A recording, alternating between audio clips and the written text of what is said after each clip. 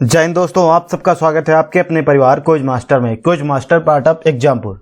तो दोस्तों, आज आप सब लोगों के लिए ये बहुत ही स्पेशल वीडियो है लोकसभा तथा राज्यसभा को लेकर।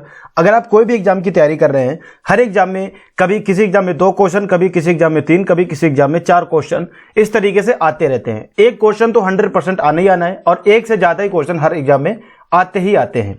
ठीक है, तो ये बहुत ज्यादा इंपॉर्टेंट क्वेश्चन है। इस जो है टॉपिक को आप लोग बहुत अच्छे से पढ़ना। तो सबसे पहला पॉइंट ये है, अभी देखो हम लोग ये टॉपिक पढ़ेंगे, पूरा हम लोग टॉपिक पढ़ेंगे, आप लोग इसको नोट भी करते जाना। पूरा हम लोग पढ़ने के बाद इसके लास्ट में क्विज भी करेंगे, यानी कि एक लाइव टेस्ट भी रखेंगे 25-30 क्वेश्चंस का। उन्हीं से पता चलेगा कि आपने अभी क्या पढ़ा है और आपको पहले से कितना आता था, कितना नॉलेज था आपको।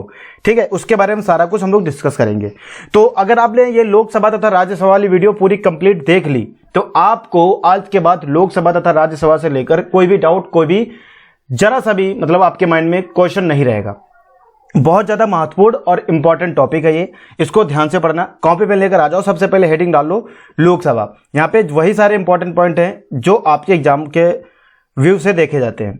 चलिए, लोकसभा के बारे में पहले से डिस्कस कर लेते हैं कि लोकसभा क्या है। भारतीय संसद का निचला सदन है। तो एग्जाम में ऐसे ही पूछ दिया जाता है कि लोकसभा क्या है, लोकसभा क्या है, तो यही पूछ दिया जाता है। तो लोकसभा जो है भारतीय संसद का एक निचला सदन है। भारतीय संसद का क्या है, एक निचला सदन है। ये भी आपका एक क्वेश्चन बनता है, ये पॉइंट बनता है। उसके बाद भारतीय संसद का ऊपरी सदन कौन है, तो भारतीय संसद का ऊपरी सदन राज्यसभा। यहां पे पूछा जा सकता है कि लोकसभा तथा राज्यसभा में से कौन बड़ा है, तो लोकसभा तथा राज्यसभा में से आपका राज्यसभा, क्योंकि भारतीय संसद का ये ऊपरी सदन है और ये निचला सदन है। ठीक है, लोकसभा सार्वभौमिक वयस्क मताधिकार के आधार पर लोगों द्वारा प्रत्यक्ष चुनाव द्वारा चुने हुए प्रतिनिधियों से गठित होती है। देखो ये क्या है, सार्वभौमिक वयस्क के मताधिकार के आधार पर होता है। लोगों के द्वारा, यानी जो लोग वोट डालते हैं उनके प्रतिनिधियों के द्वारा भारतीय संविधान के अनुसार सदन में सदस्यों की अधिकतम संख्या कितनी हो सकती है, पहले तो ये देख लो। इनके अनुसार चुना तो जाता है, लेकिन आपको ये भी पॉइंट में माइंड में रहना चाहिए, अगर भारतीय संविधान के अकॉर्डिंग, किसके अकॉर्डिंग, भारतीय संविधान के अकॉर्डिंग सदन में जो है आपकी कितने अधिकतम संख्या हो सकती है, तो 552 जो है अधिकतम संख्या हो सकती है। वेरी मोस्ट इंपॉर्टेंट पॉइंट, जो कहता जाऊं उसे नोट कर लेना। ये निचला सदन, ये आपका ऊपरी सदन और ये 552 वाला, ये तीनों पॉइंट नोट कर लो आप। ठीक है, वीडियो को पोस्ट करके आराम से नोट करते हुए चलना। कितनी हो सकती है, 552 तक हो सकती है, जिसमें 530 सदस्य क्या होते हैं, विभिन्न राज्यों के होते हैं। 530 सदस्य विभिन्न राज्यों के और 20 सदस्य तक जो होते हैं केंद्र शासित जो प्रदेश होते हैं उनका प्रतिनिधित्व कर सकते हैं। देखो 530 क्या होते हैं, ये अलग अलग राज्यों के हो गए सदस्य। 20 सदस्य कौन होते हैं, ये केंद्र शासित जो प्रदेश होते हैं उनका प्रतिनिधित्व करते हैं। सदन में, यहां पे पॉइंट बहुत इंपॉर्टेंट नोट करने वाला, कि सदन में जो पर्याप्त प्रतिनिधित्व नहीं होने की स्थिति में अगर राष्ट्रपति जी चाहते हैं, यदि राष्ट्रपति चाहे तो आंग्ल समुदाय, यानी कि 2 अपनी तरफ से आंग्ल समुदाय के 2 प्रतिनिधियों को लोकसभा के लिए मनोनीत कर सकता है, यदि राष्ट्रपति जी चाहें। देखो 530 आपके हो गए विभिन्न राज्यों के लिए, उसमें आपके 20 हो गए केंद्र शासित प्रदेशों के लिए, और उसमें 2 आपके किसके हो गए, 2 ये जो राष्ट्रपति चाहें तो उन्हें चुन सकते हैं अपने प्रतिनिधित्व को, मतलब अपने जो है तरीके से वो अपने आप चुन सकते हैं कि हम भाई ये 2 सदस्य चुन रहे हैं लोकसभा के लिए, हम अपने लिए। ठीक है, तो राष्ट्रपति चुन सकते हैं। ये पॉइंट आपने समझ लिया, बहुत महत्वपूर्ण पॉइंट था। ठीक है, बहुत ज्यादा क्या था, महत्वपूर्ण पॉइंट था। इस पॉइंट का आप स्क्रीनशॉट ले लो, इस पॉइंट का आप स्क्रीनशॉट ले लो। अगर आप नोट नहीं कर रहे हो तो भी आपके यहां से कवर होते हैं, जैसे कि बहुत सारे पॉइंट कवर होते हैं। पहला पॉइंट कि ये निचला ऊपरी वाला कवर हुआ, उसके बाद 552 तक सदस्य हो सकते हैं। 530 सदस्य राज्यों के लिए, 20 सदस्य जो है किसके लिए, ये आपके हो जाते हैं केंद्र शासित प्रदेशों के लिए। 2 सदस्य आपके प्रतिनिधि जो कि आपके राष्ट्रपति चुन सकते हैं आंग्ल भारतीय समुदाय के। ठीक है, चलिए उसके बाद अब अगला पॉइंट क्या कर रहा है, देखिए कि लोकसभा की कार्यविधि कितनी होती है, 5 वर्ष है। लोकसभा की कार्यविधि कितनी होती है, 5 वर्ष, परंतु इसे समय से पूर्व भंग किया जा सकता है। एग्जाम में पूछा जाता है क्या लोकसभा को भंग किया जा सकता है या नहीं, तो आपका ऑप्शन आना चाहिए बिल्कुल लोकसभा को भंग किया जा सकता है। ठीक है, एग्जाम में 4 ऑप्शन होते हैं। लोकसभा किसके द्वारा भंग की जा सकती है, लोकसभा किसके द्वारा भंग की जा सकती है, राष्ट्रपति के द्वारा, प्रधानमंत्री के द्वारा, या फिर जो है निर्वाचित आयोगों के द्वारा, या फिर आपकी इनमें से कोई नहीं, या भंग ही नहीं की जा सकती। तो यही ऑप्शन आएगा कि यह भंग नहीं की जा सकती। सॉरी भंग किया जा सकता है, यह ऑप्शन आएगा ऑप्शन नंबर डी, किसके द्वारा भंग किया जा सकता है या भंग नहीं किया जा सकता है। तो आप इस पॉइंट को याद रखिए कि लोकसभा की कार्यावधि 5 वर्ष होती है, परंतु इसे समय से पूर्व भंग किया जा सकता है। हाँ, राज्यसभा को भंग नहीं किया जा सकता है। ठीक है, अभी राज्यसभा के बारे में भी पढ़ेंगे, अभी उस पर पहुंच रहे, पहले लोकसभा पूरा कवर कर लेते हैं, उसके बाद हम राज्यसभा पर आएंगे। ठीक है, उसके बाद लोकसभा के इतिहास के बारे में पढ़ते हैं, बहुत ज्यादा महत्वपूर्ण पॉइंट है ये। लोकसभा के इतिहास के बारे में हम लोग पढ़ेंगे, जो कि बहुत ज्यादा महत्वपूर्ण पॉइंट है, हिस्ट्री ऑफ लोकसभा। ठीक है, प्रथम लोकसभा 1952 में आया।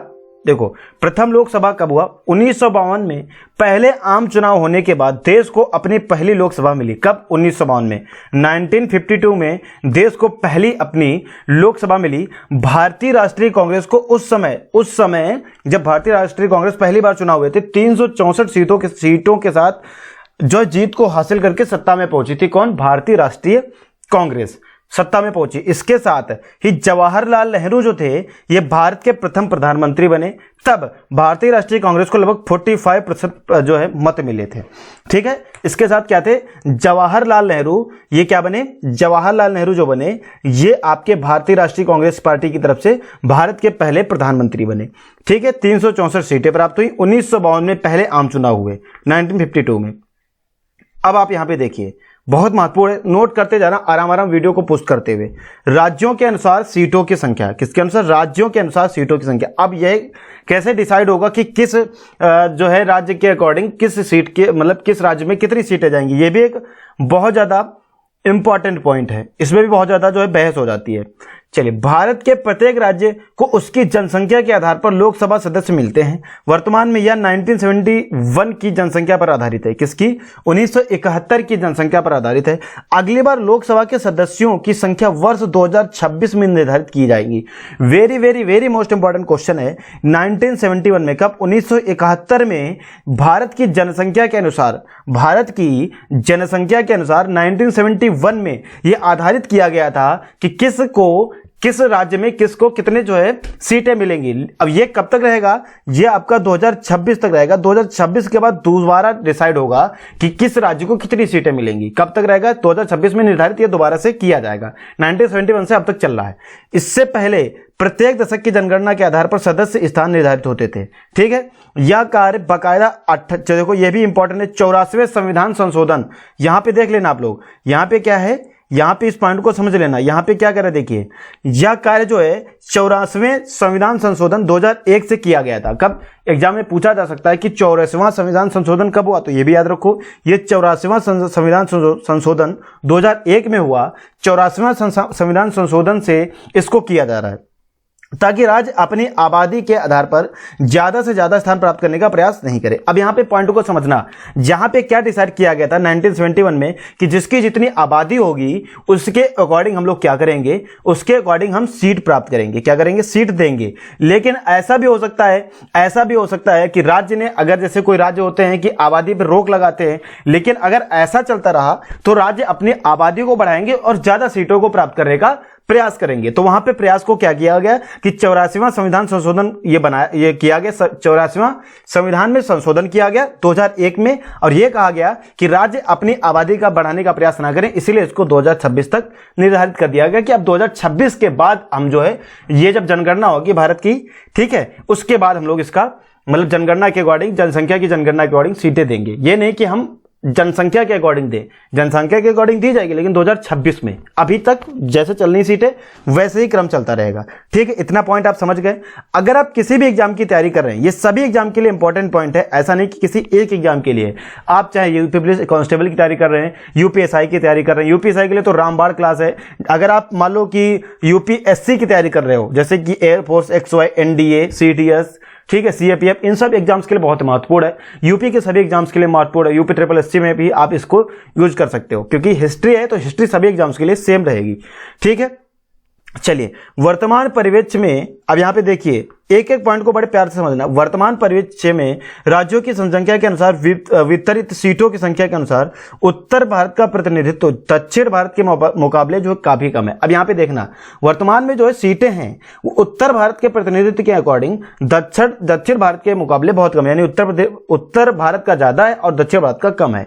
जहां दक्षिण के 4 राज्यों में से कौन, तमिलनाडु, आंध्र प्रदेश, कर्नाटक और केरल को, जिनकी संयुक्त जनसंख्या देश की जनसंख्या का सिर्फ 21% है। यहां पे देख रहे हैं इन चारों राज्यों की पूरी जनसंख्या कितनी, इन चारों राज्यों की पूरी जनसंख्या देश के संपूर्ण जनसंख्या का सिर्फ 21% है, ठीक है। जहां वहीं पे आपका उत्तर प्रदेश और बिहार की जनसंख्या देश की जनसंख्या की 25.1% है। कितनी है, 25.1% है, ठीक है, याद रखिएगा। अच्छा, एक बात और याद रखिएगा, जो 21% इनकी जनसंख्या है तो इसमें इनको 129 लोकसभा सीटें आवंटित की गई हैं। कितनी, 21। आप लोग याद रखिएगा, यहां पे पूछा जाएगा कौन ऐसे 4 राज्य हैं जिनमें जो है लोकसभा सीटें 129 लोकसभा सीटें दी गई हैं, तो आपका तमिलनाडु, आंध्र प्रदेश, कर्नाटक और केरल, ठीक है। इनमें जो है 129 लोकसभा सीटें आवंटित की गई हैं और इनमें 21%, कितनी, इनकी देश की कुल जो है जनसंख्या का 21% इनकी इन राज्यों की जनसंख्या है। वहीं पे जबकि सबसे अधिक जनसंख्या अगर किसकी है तो सबसे अधिक जनसंख्या हिंदी राज्य भाषा जिनमें हिंदी बोली जाती है वो है आपके उत्तर प्रदेश और बिहार, जिनकी जो है 25.1% है, जिनके खाते में सिर्फ 120 सीटें ही आती हैं। इसमें कितनी आती है, 129, और इसमें कितनी आती है, 120, यानी कि इसकी ज्यादा है सीटें और इसकी कम सीटें हैं। तो यहां पे ये पॉइंट आपके बहुत महत्वपूर्ण वे में बनता है कि आप इसे समझना कि देखो उन 4 राज्यों, अब कहोगे सर आप उनकी जनसंख्या कम है तो उनमें सीटें ज्यादा क्यों और इनकी जनसंख्या ज्यादा है तो इनमें सीटें ज्यादा क्यों नहीं, तो बेटा वो उसमें क्या है, उसमें है पूरे 4 राज्य, उसमें आपके 4 स्टेट और यहां पे आपके 2 स्टेट। तो यहां पे आपकी टोटल 129 यहां पे आपकी टोटल 129 सीट जाती हैं और यहां पे आपकी 120 सीटें दी जाती हैं। वर्तमान में अध्यक्ष और आंग्ल भारतीय समुदाय के 2 मनोनीत सदस्यों को मिलाकर सदन की सदस्य संख्या कितनी, 445, कितनी, 545। बहुत ज्यादा महत्वपूर्ण बेटा, आप पॉइंट को समझते हुए चलना। आप अगर वाकई में पॉइंट को समझते हुए चलेंगे तो आपका बिल्कुल कवर हो जाएगा, ठीक है।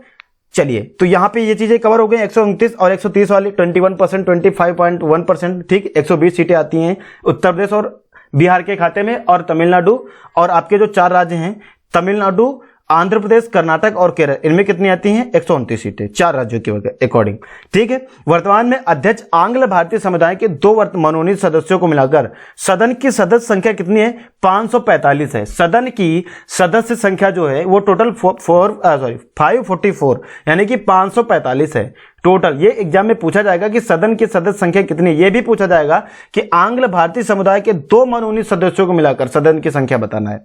अब आप यहां पे आइए, अब यहां पे आपको कहां पे आना है, हाँ, अब आप यहां पे आना है आपको लोकसभा का कार्यकाल। किस पे आना है, लोकसभा का कार्यकाल। देखो, यदि समय से पहले भंग ना किया जाए, लोकसभा का कार्यकाल क्या होता है, यदि समय से पहले भंग ना किया जाए तो लोकसभा का कार्यकाल अपनी बैठक से लेकर अगले 5 वर्ष तक, कब, अगर समय से पहले लोकसभा को भंग नहीं किया जाएगा तो लोकसभा का कार्यकाल अपनी बैठक, जब से उसकी बैठक हुई है उसके अगले 5 वर्ष तक होता है। कब तक होता है, 5 वर्ष तक। अब ये आपके अकॉर्डिंग आया कि लोकसभा का कार्यकाल कितने होता है, 5 वर्ष तक होता है।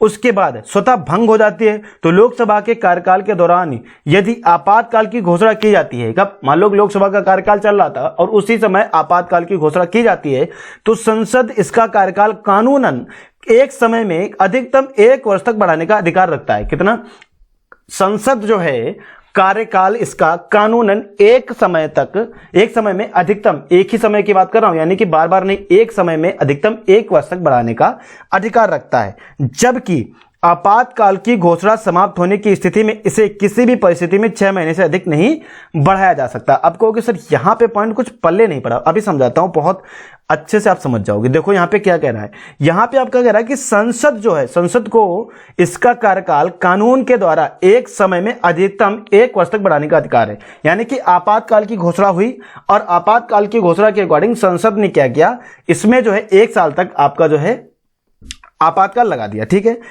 आपातकाल की घोषणा के अकॉर्डिंग 1 साल तक। जबकि आपातकाल की घोषणा समाप्त होने की स्थिति में मान लो कि 1 साल तक लगा सकता है, लेकिन अगर आपातकाल की घोषणा समाप्त हो जाती है, उसकी समाप्त होने की स्थिति आती है, तो सिर्फ और सिर्फ 6 महीने से तक लगाया जा सकता है, यानी कि 6 महीने से अधिक नहीं बढ़ाया जा सकता है। 6 महीने से अधिक नहीं बढ़ाया जा सकता है। ठीक है, अब आपको आना है पॉइंट पे, लोकसभा की विशेष शक्तियों के बारे में पढ़ना है।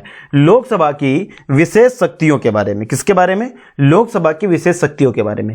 मंत्रिपरिषद केवल लोकसभा के प्रति उत्तरदायी होते हैं। जो मंत्रिपरिषद होंगे वो सिर्फ और सिर्फ लोकसभा के प्रति उत्तरदायी होंगे और किसी के प्रति उत्तरदायी नहीं होंगे। लेकिन वहीं पे अविश्वास प्रस्ताव सरकार के विरुद्ध केवल यही लाया जा सकता है। ठीक है, मान लो कोई अविश्वास प्रस्ताव है, क्या है? कोई अविश्वास प्रस्ताव है तो सरकार के विरुद्ध है। वो किसके विरुद्ध है? सरकार। जैसे आपकी इस समय कोई अविश्वास प्रस्ताव लाना है और बीजेपी सरकार के विरुद्ध लाना है, तो केवल और केवल ये लोकसभा में लाया जा सकता है, ऐसे राज्यसभा में लाया नहीं जा सकता। सबसे पहले इसको लोकसभा में लाया जाएगा। अविश्वास प्रस्ताव सरकार के विरुद्ध केवल लोकसभा में लाया जा सकता है। ठीक है, अब धन बिल पारित करने में यह निर्णायक सदन है। मान लो कि कोई बिल है, जैसे कि अभी आपका सिटीजनशिप अमेंडमेंट बिल हुआ था, कैब वाला, फिर एक्ट बना। जब मान लो पहले होता है ये बिल, ये होता है पहले बिल, जब ये बिल पास कर दिया जाता है फिर ये बन जाता है एक्ट।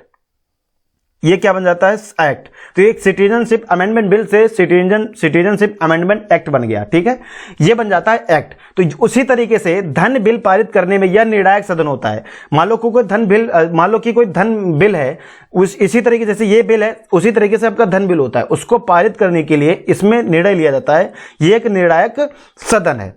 फिर उसके बाद राष्ट्रीय आपातकाल को जारी रखने वाला प्रस्ताव केवल लोकसभा में लाया और पास किया जाएगा। मान लो कि राष्ट्रीय आपातकाल है, उसको जारी रखने का जो प्रस्ताव होगा वो केवल लोकसभा में लाया जाएगा और वहीं पास किया जाएगा। ठीक है, इससे राज्यसभा से मतलब नहीं होगा कोई भी। जो राष्ट्रीय आपातकाल की बात हो रही है, राष्ट्रीय कहेंगे इस राज्य में आपातकाल लगेगा वगैरह वगैरह, जितनी भी चीजें होती हैं वो सब आपकी लोकसभा में लाई जाएंगी और वहीं पे पास की जाएंगी।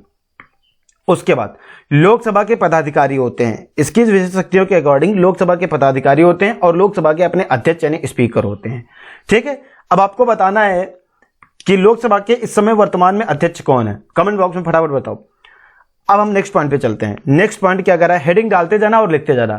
लोकसभा अपने निर्वाचित सदस्यों में से एक सदस्य को अपने अध्यक्ष स्पीकर के रूप में चुनती है। हेडिंग डाल लो लोकसभा के अध्यक्ष के बारे में। क्या डालना है आपको? हेडिंग लोकसभा अध्यक्ष। लोकसभा अध्यक्ष, लोकसभा अध्यक्ष हेडिंग डाल लो। लोकसभा अपने निर्वाचित सदस्यों में से एक सदस्य को अपने अध्यक्ष स्पीकर के रूप में चुनती है, यानी कि उन्हीं निर्वाचित सदस्यों में से किसी एक सदस्य को स्पीकर के रूप में चुनती है।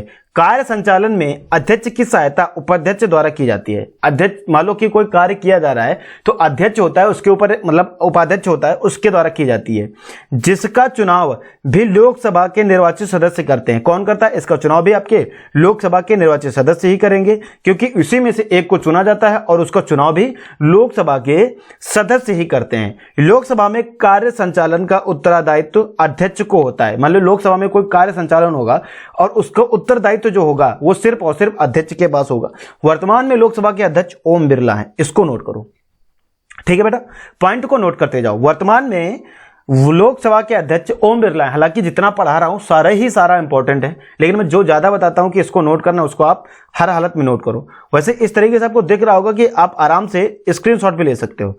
चलिए बेटा, अब आ जाते हैं हेडिंग डाल लो लोकसभा अध्यक्ष व उनके कार्यकाल। हेडिंग डाल लीजिए लोकसभा अध्यक्ष व उनके कार्यकाल। अब पहला जो अध्यक्ष हुआ था लोकसभा में पहली बार, ये थे आपके गणेश वासुदेव मावलंकर। 15 मई 1952 को ये चुने गए थे, 17 फरवरी 1956 तक ये रहे थे। ठीक है, तो 15 मई पूछा जा सकता है कि लोकसभा के प्रथम अध्यक्ष कब चुने, वो कब बने, तो इस डेट को आप याद रख लीजिए। इसका स्क्रीनशॉट ले लो, लिख लो। मेरे हिसाब से स्क्रीनशॉट कुछ काम नहीं आएगा, लिखेंगे, नोट बनाएंगे, वो काम आएंगे। ठीक है, 15 मई 1952 में 27 फरवरी 1956 तक ही रहे थे। ठीक है, 3 इनके शुरुआत से 1 2 3 तक हम याद करेंगे, बस इससे ज्यादा नहीं। दूसरा बने थे अनंत सैनम अयंगार, ये 8 मार्च 1956 को बने थे, 16 अप्रैल 1962 तक। उसके बाद तीसरे थे सरदार हुकुम सिंह, जो कि 17 अप्रैल 1962 को बने थे और 16 मार्च 1967 तक रहे थे। उसके बाद ये टोटल अभी तक जो बने ये आपके कितने बने? 17 बने। 17 बने।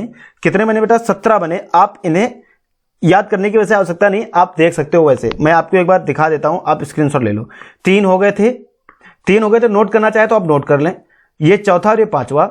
उसके बाद आपका कौन आ जाता है, ये आपका छठवां, सातवां, आठवां बलिराम भगत, नीलम संजीव रेड्डी। 8वें कौन थे, के एस हेगड़े और 9वें थे बलराम जाखड़। 10वें थे रवि राय। 11वें थे शिवराज पाटिल। 12वें थे पी एस संगमा। 13वें थे GMB बाल योगी। 14वें थे मनोहर जोशी। 15वें थे सोमनाथ चटर्जी। 16 थी मीरा कुमारी। 17 थे आपकी सुमित्रा महाजन। और 18वें इस समय जो रिसेंटली हैं वो आपके मतलब वर्तमान में वो हैं आपके ओम बिरला। 19 जून 2019 को ये बने थे और अभी तक इनका कार्यकाल चल रहा है। ठीक है, चलिए। लोकसभा अध्यक्ष के 2 कार्य होते हैं। लोकसभा अध्यक्ष के मेन जो 2 कार्य होते हैं वो कौन कौन होते हैं, ये देखो। पहला, लोकसभा की अध्यक्षता करना एवं उसमें अनुशासन, गरिमा, प्रतिष्ठा बनाए रखना। जैसे कि आपने कभी कभार देखा होगा, जब सभा में बैठक होती है और उसमें बहस छिड़ती है। क्या छिड़ती है, बहस छिड़ती है। तो उस बहस को कौन रोकता है, उस बहस को स्पीकर रोकता है। उन्हीं सब चीजों को स्पीकर देखने के लिए बैठा होता है। वहां की गरिमा बनाए रखना, प्रतिष्ठा बनाए रखना और क्या न्याय है क्या अन्याय वगैरह वगैरह चीजों को देखते रहना। इस कार्य हेतु वह किसी न्यायालय के सामने उत्तरदायी नहीं होता है। इस कार्य के लिए वो किसी भी न्यायालय के सामने उत्तरदायी नहीं होगा, यानी कि किसी भी न्यायालय की आवश्यकता नहीं होती। वो कार्य वही संभालते हैं। दूसरा महत्वपूर्ण कार्य, वह लोकसभा से संलग्न सचिवालय का प्रशासनिक अध्यक्ष होता है, किंतु इस भूमिका के रूप में वह न्यायालय के समक्ष उत्तरदायी होगा। देखो, वह लोकसभा के संलग्न सचिवालय का प्रशासनिक अध्यक्ष होता है, किंतु इस भूमिका के रूप में वह न्यायालय के समक्ष उत्तरदायी होगा। ठीक है, ये 2 मेन कार्य होते हैं।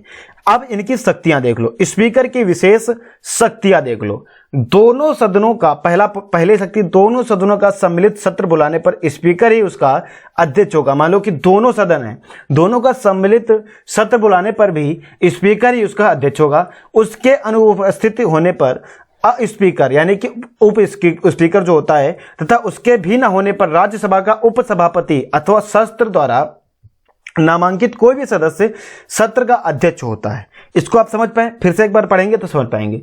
दोनों सदनों का सम्मिलित सत्र बुलाने पर स्पीकर ही उसका अध्यक्ष होगा।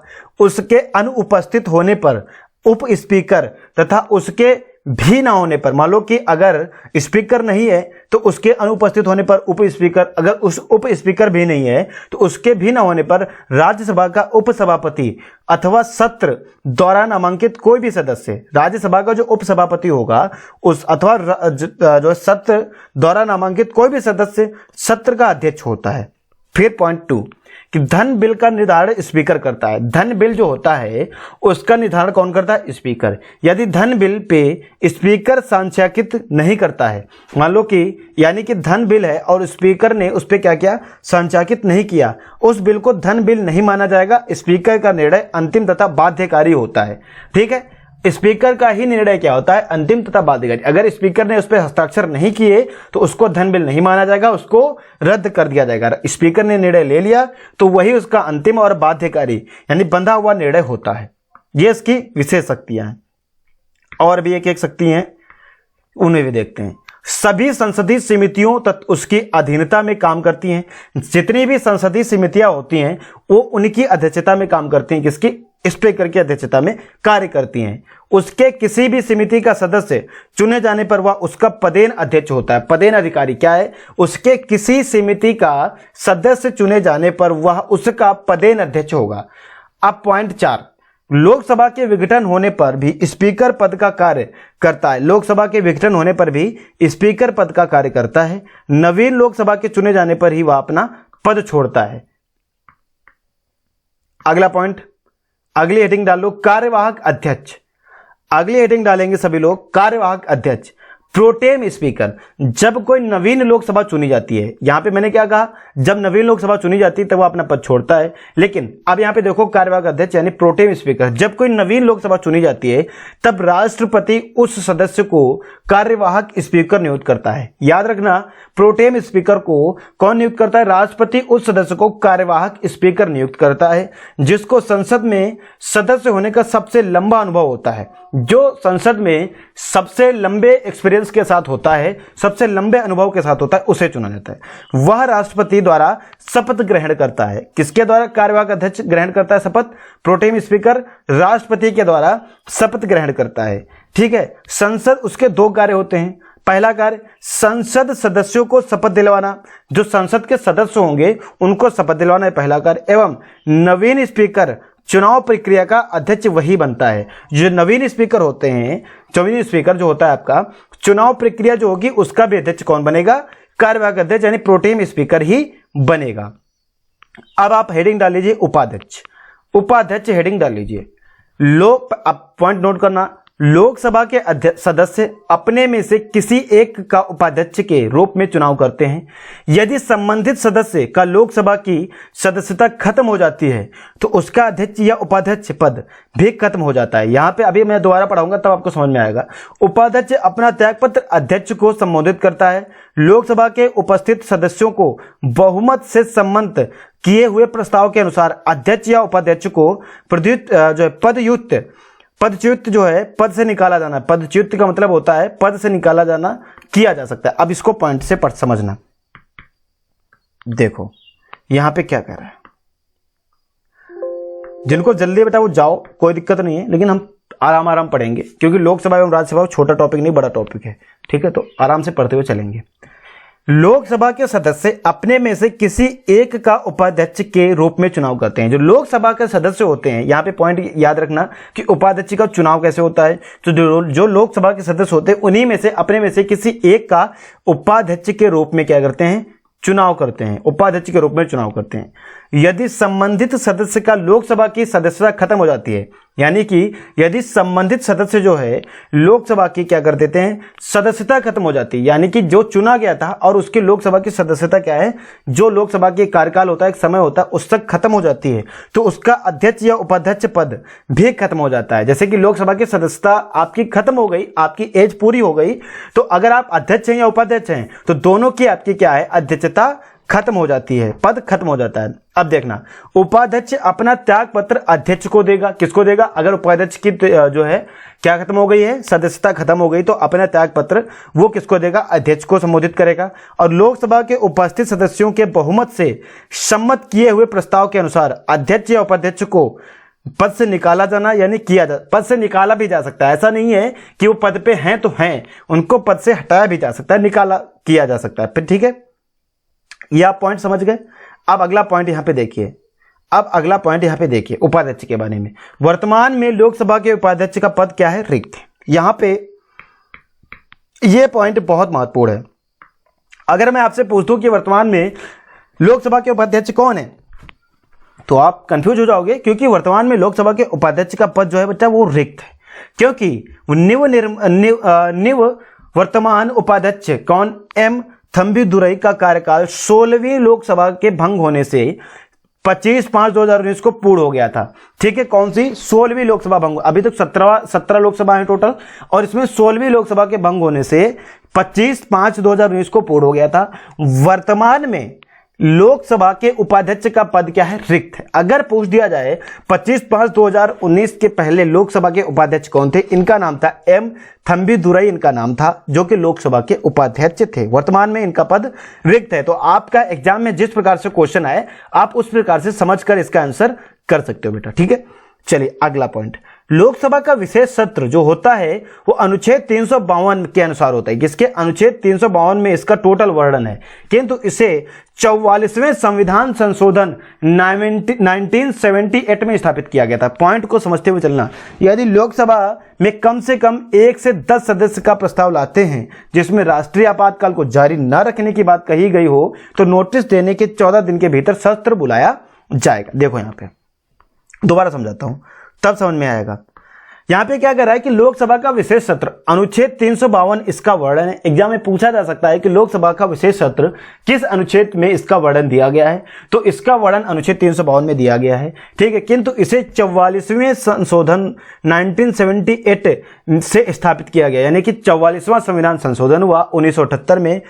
अब क्या हुआ? यदि लोकसभा में कम से कम 1.10 सदस्य एक प्रस्ताव लाते हैं, 10 सदस्य एक ही प्रस्ताव लाते हैं जिसमें क्या कहा गया है कि राष्ट्रीय आपातकाल को जारी न रखने की बात कही गई है। अगर मान लो कि कोई राष्ट्रीय आपातकाल लगा है और उसमें अगर सदस्य आते हैं और कहते हैं कि इसको जो राष्ट्रीय आपातकाल को हटा दिया जाए, तो नोटिस जब दिया जाएगा, नोटिस के 14 दिन के भीतर ही एक सत्र बुलाया जाएगा। क्या बुलाया जाएगा? एक सत्र बुलाया जाएगा। ये एक विशेष सत्र है लोकसभा का। ये क्या है? लोकसभा का बहुत ही ज्यादा विशेष सत्र है। एक सत्र बुलाया जाएगा, एक सभा बुलाई जाएगी, उसके अकॉर्डिंग जो फैसला लिया जाएगा वही फैसला आखिरी फैसला होता है, वहां पे वही फैसला होता है। अगर 10 सदस्य लोकसभा के ये कार्य करते हैं यानी कि नोटिस देते हैं, ठीक है, लोकसभा का ये सबसे विशेष सत्र होता है। अनुच्छेद 352 में इसका टोटल वर्णन दिया गया है। आपके एग्जाम पॉइंट ऑफ व्यू से जितना महत्वपूर्ण हो सकता है वो मैंने आपको यहां पे बताया बेटा, ठीक है। चलिए अब अगले आता है भारतीय संसद में से संबंधित अनुच्छेद। एक नजर में देखना है आपको कि बिल्कुल जो आपके एग्जाम पॉइंट ऑफ व्यू से बहुत महत्वपूर्ण होगा। क्या देखना है? भारतीय संसद से संबंधित अनुच्छेद एक नजर में। भारतीय संविधान के अनुसार, भारतीय संविधान में के यहां पे होगा के अनुसार संसद के 3 अंग हैं। कितने हैं?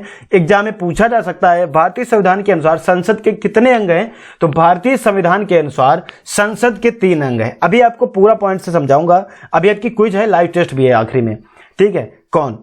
राष्ट्रपति, लोकसभा और राज्यसभा। संसद के 3 अंग हैं, राष्ट्रपति, लोकसभा और राज्यसभा। राष्ट्रपति, लोकसभा और राज्यसभा। संविधान के 5वें भाग के अंतर्गत अनुच्छेद 79 से अनुच्छेद 122 तक, ठीक है। कब तक? लोकसभा और राज्यसभा दोनों इसमें आ जाते हैं। अनुच्छेद 79 से अनुच्छेद 122 में संसद के गठन, संरचना, अवधि, अधिकारियों, प्रक्रिया, विशेषाधिकार और शक्तियों के बारे में बताया गया है। किस किस चीज के बारे में बताया गया है? तो यह आपका बताया गया है अनुच्छेद 79 से अनुच्छेद 122 के बारे में। पूछा जा सकता है कि भारतीय संसद में से संबंधित अनुच्छेद के बारे में कहां से, मतलब कब से कब तक बताया गया है, तो अनुच्छेद 79 से अनुच्छेद 122 तक इसके बारे में वर्णन है, ठीक है। चलिए इसके बारे में कहां तक? अनुच्छेद 122 तक वर्णन है। भारत की इसके बारे में बताया गया है गठन, संरचना, अवधि, अधिकारियों के बारे में, प्रक्रिया के बारे में, विशेषाधिकार के बारे में, शक्तियों के बारे में, ठीक है। भारत की संसद में अधिकतम 802 सदस्य, भारत की संसद में अधिकतम 802 सदस्य, लोकसभा में टोटल 552 और राज्यसभा में 250 सदस्य हो सकते हैं, ठीक है बेटा। याद रखना, आप समझ गए बात को। संसद में टोटल कितने सदस्य? तो आपके भारत की संसद में अधिकतम 802 सदस्य हो सकते हैं। एग्जाम में जरूर पूछा जाएगा पॉइंट 1 कि भारत की संसद में अधिकतम 802 सदस्य हो सकते हैं, ये नोट कर लेना। दूसरा पॉइंट, लोकसभा में 552 सदस्य हो सकते हैं। तीसरा पॉइंट, राज्यसभा में आपके 250 सदस्य हो सकते हैं, इसको नोट कर लेना। भारत की संसद संबंधित अनुच्छेद इस प्रकार है। अब यहां पे आप लोग क्या देखोगे? अब यहां पे अनुच्छेद देखोगे। आप क्या देखोगे बेटा? अनुच्छेद। तो आप इन्हें नोट करो, इन्हें आप क्या करो? स्क्रीनशॉट ले लो। एक हल्की नजर में बता भी दूंगा, आप स्क्रीनशॉट भी ले लो, नोट भी कर लो। अगर आप वाकई में सिलेक्शन लेना चाहते हो, कोई भी पॉइंट नहीं छोड़ना चाहते हो, जो मैंने नहीं छोड़ा, तो आप भी देखो। अनुच्छेद 79 के अनुसार संसद का गठन होता है, अनुच्छेद 80 के अनुसार राज्यसभा का गठन होता है और अनुच्छेद 81 के अनुसार लोकसभा का गठन होता है। ये तीनों के तीनों अनुच्छेद बहुत महत्वपूर्ण है। एग्जाम में पूछा जाएगा कि संसद का गठन किस अनुच्छेद के कारण होता है, तो संसद का गठन अनुच्छेद 79 के कारण होता है। राज्यसभा का गठन किसके कारण होता है, किस अनुच्छेद से होता है? राज्यसभा का जो गठन अनुच्छेद 80 के कारण होता है। लोकसभा का गठन अनुच्छेद 81 से होता है, ठीक है। बहुत महत्वपूर्ण और इंपॉर्टेंट पॉइंट है, इसको समझ गए आप। अगला पॉइंट अब देखिए, अब अनुच्छेद 82 की तरफ देखिए। कहां से? अनुच्छेद 79 से अनुच्छेद 81 तक आपके तीनों महत्वपूर्ण थे, संसद, राज्य और लोकसभा, तो बहुत महत्वपूर्ण थे। इनको आप जरूर नोट कर लेना, ठीक है, जरूर नोट कर लेना। जो महत्वपूर्ण होंगे मैं खुद नोट करा दूंगा, आप टेंशन ना लो। अनुच्छेद 82 में क्या होता है? प्रत्येक जनगणना के बाद पुनः समायोजन होता है, ठीक है। अनुच्छेद 83 में क्या होता है? संसद के सदनों की अवधि होती है, जो संसद के सदन होते हैं, सदनों की क्या होती है? अवधि। और अनुच्छेद 84 में होता है संसद की सदस्यता के लिए योग्यता। मान लो ये किसके अकॉर्डिंग होता है? एग्जाम में पूछा जा सकता है कि संसद की सदस्य बनने के लिए आपकी योग्यता होनी चाहिए, क्या होनी चाहिए? तो वो आपका किस अनुच्छेद में है? वो आपका अनुच्छेद 84 में है। अनुच्छेद 85 में है कि संसद के सत्र, सत्रावसान एवं विघटन के बारे में। और अनुच्छेद 86 वेरी मोस्ट इंपॉर्टेंट है, वेरी मोस्ट इंपॉर्टेंट है कि राष्ट्रपति को संसद को संबोधित करने तथा संदेश देने का अधिकार है। राष्ट्रपति को संसद को संबोधित करने तथा संदेश देने का अधिकार किसे? राष्ट्रपति को है, अनुच्छेद 86 के अनुसार और अनुच्छेद 87 के अनुसार। यह भी बहुत महत्वपूर्ण है, राष्ट्रपति का विशेष संबोधन जो होता है वो अनुच्छेद 87 में होता है। ठीक है, अगले हेडिंग डालिए, अगली हेडिंग डालिए संसद के पदाधिकारी गण। अगली हेडिंग आपको क्या डालना है? संसद के पदाधिकारी गण। अनुच्छेद 89 में होता है राज्यसभा एवं सभापति एवं उपसभापति गण होते हैं। अनुच्छेद 90 में क्या होता है? राज्यसभा के उपसभापति पद की रिक्ति, त्यागपत्र और विमुक्ति, यानी कि जब ये त्यागपत्र देते हैं, पद की रिक्ति होती है, विमुक्ति होती है, राज्यसभा के सिर्फ उपसभापति की बात हो रही है, तो अनुच्छेद 90 में आएगा। अनुच्छेद 91 में आएगा सभापति के रूप में कार्य करने की उपसभापति की शक्तियां, यानी कि जो सभापति होगा उसके रूप में कार्य करने की उपसभापति की जो शक्तियां होंगी वो अनुच्छेद 91 में आएंगी। अनुच्छेद 93 में, अनुच्छेद 92 में कुछ नहीं है, अब से ब्लैंक छोड़ दो। ठीक है, अनुच्छेद 92 में कोई खास नहीं है, इसलिए मैंने इसको नहीं रखा है। अनुच्छेद 92 आपके काम की चीज नहीं है। अनुच्छेद 93 लोकसभा का अध्यक्ष और उपाध्यक्ष। अनुच्छेद 93 में लोकसभा का अध्यक्ष और उपाध्यक्ष। उसके बाद अनुच्छेद 94, अनुच्छेद 94 में लोकसभाध्यक्ष तथा उपाध्यक्ष के पद की रिक्ति, त्यागपत्र तथा किसकी बात हो रही है? विमुक्ति। वहां पे उपसभापति की बात थी, यहां पर है आपकी सभाध्यक्ष यानी उपाध्यक्ष की बात। ये इसमें किसमें? 94 में। 95 में आप देख लो, 97 में आप देख लो और 98 में संसद का सचिवालय के बारे में। ठीक है, और 97 में जो है आपका सभापति एवं उपसभापति तथा लोकसभा अध्यक्ष एवं उपाध्यक्ष के वेतन एवं भत्ते के बारे में। यह अनुच्छेद 97 में जो सभापति के उपसभापति होंगे, सभापति, उपसभापति, लोकसभा अध्यक्ष एवं उपाध्यक्ष के वेतन के बारे में। अनुच्छेद 95 में लोकसभा अध्यक्ष के रूप में किसी और व्यक्ति के कार्य करने की शक्ति, यह अनुच्छेद 95। उसके बाद संसद की कार्यवाहिक संचालन, संसद की कार्यवाहिक संचालन। 99 में क्या होता है? सदस्यों का शपथ ग्रहण किया जाता है। 100 में होता है दोनों सदनों में मतदान, कोरम की पूर्ति के बिना भी सदनों का कार्य करने की अधिकार, सदस्यों की जो है अयोग्यता। 101 में होता है सीटों की रिक्ति। 102 में होता है सदस्यों से अयोग्य घोषित जो है किया जाना। आप सांसदों के विशेषाधिकार को आप देख लो एक बार। सांसदों के जो विशेष अधिकार होते हैं, 105 में संसद के सदनों तथा इसके सदस्यों एवं समितियों की शक्तियां तथा विशेषाधिकार। ठीक है, इतने आपके इंपॉर्टेंट थे। इतने क्या थे आपके? इंपॉर्टेंट थे। आप एक नजर में देखते चलना। 106 में सदस्यों के वेतन एवं भत्ते। 107 में विधेयकों की प्रस्तुति एवं उनके पारित करने की संबंधित प्रावधान। 108 में जो है सदनों के दोनों सदनों की संयुक्त बैठक का प्रावधान। 110 में मुद्रा विधेयक की परिभाषा। 111 में विधेयकों की स्वीकृति, वित्तीय मामलों की प्रक्रिया। और 112 बहुत महत्वपूर्ण है, 112 है कि वित्तीय जो वार्षिक वित्तीय विवरण बजट, ये अनुच्छेद 112 में होता है। ये आपका एग्जाम में भी कई बार पूछा जा चुका है। 114 में है आपका विनियोजन विधेयक और 115 में पूरक, अतिरिक्त तथा अतिरेक अनुदान। 117 में वित्तीय विधेयकों संबंधी विशेष प्रावधान। सामान्य प्रक्रिया में क्या क्या आता है? 118 में सामान्य प्रक्रिया संबंधी नियम होते हैं। 119 में संसद में वित्तीय कार्यवाहियों से संबंधित विनियमन। 120 में संसद में उपयोग किए जाने वाली भाषा, जो आपकी भाषाएं संसद में उपयोग की जाती हैं। और अब इसको अनुच्छेद 120 के अकॉर्डिंग इसको कर दिया गया कि टोटल 22 भाषाओं में से आप बात कर सकते हो। टोटल आपकी जो है 22 भाषाओं में से आप बात कर सकते हो। हिंदी जो आपकी टोटल 22 भाषाओं में से आप संसद में आप टोटल बात कर सकते हो। पहले ऐसा नहीं था। चलिए 121 में संसद में चर्चा पर प्रतिबंध।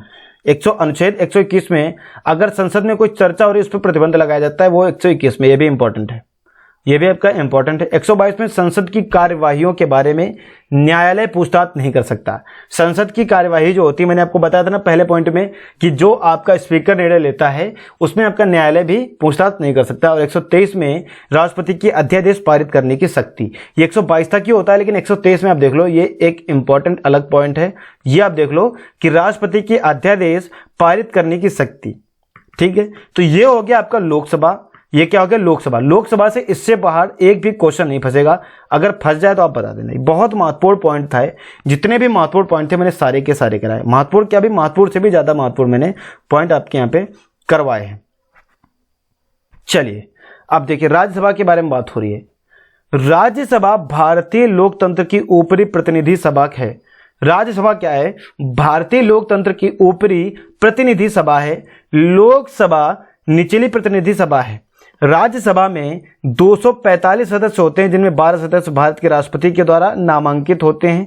इन्हें नामित सदस्य कहा जाता है। अन्य सदस्यों का चुनाव होता है राज्यसभा में 6 साल के लिए। राज्यसभा में 6 साल के लिए चुने जाते हैं, जिनका 1/3 सदस्य हर 2 साल में सेवानिवृत्त होते हैं। अब यहां पे पॉइंट समझना, दोबारा इसको समझाना पड़ेगा। 1 सेकेंड,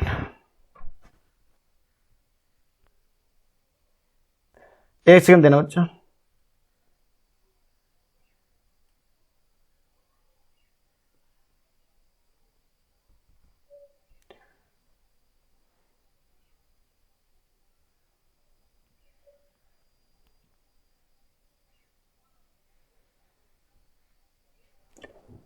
जस्ट अ सेकेंड, कुछ गड़बड़ हो गया है, कुछ इसमें एरर दब गया है पॉइंट। अभी मैं इसको ठीक कर रहा हूं, परेशान ना होइए।